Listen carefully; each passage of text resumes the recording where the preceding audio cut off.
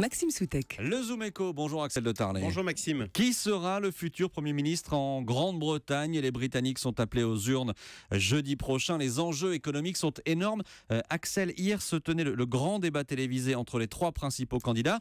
Qu'est-ce qu'il en est ressorti? Alors, c'était pas véritablement un débat. Chaque leader devait répondre à des questions du public pendant une demi-heure. Et David Cameron a été attaqué sur son bilan social avec, vous savez, de plus en plus de banques alimentaires en Grande-Bretagne. C'est l'équivalent de nos Restos du Cœur. C'est le grand reproche que l'on fait à David Cameron. Oui, le chômage a disparu en Grande-Bretagne, à peine 5,5%, moitié moins que chez nous. Oui, la croissance est revenue, plus 2,6% l'an dernier, contre 0,4% en France l'an dernier, même si au dernier trimestre, la croissance britannique a ralenti.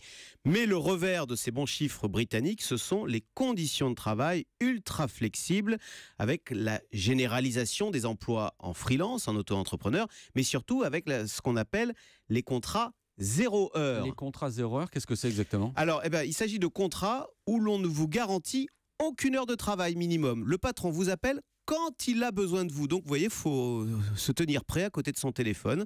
Près de 700 000 Britanniques travaillent ainsi en contrat 0 heure. Le leader de l'opposition travailliste, Ed Miliband, a d'ailleurs promis de les supprimer s'il est élu, ou en tous les cas de les réduire très fortement.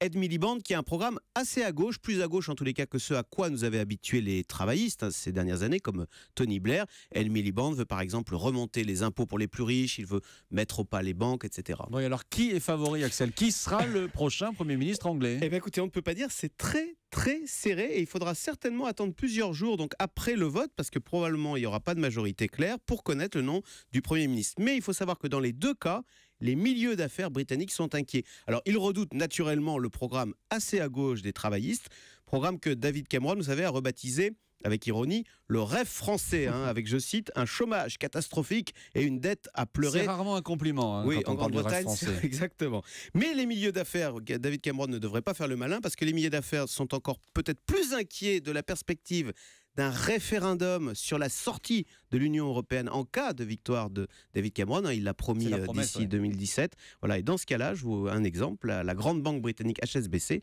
a déjà menacé de quitter la Grande-Bretagne. C'est très serré en Angleterre. Vote jeudi prochain. On suivra ça bien évidemment sur Europe 1. Merci Axel de Tarlet.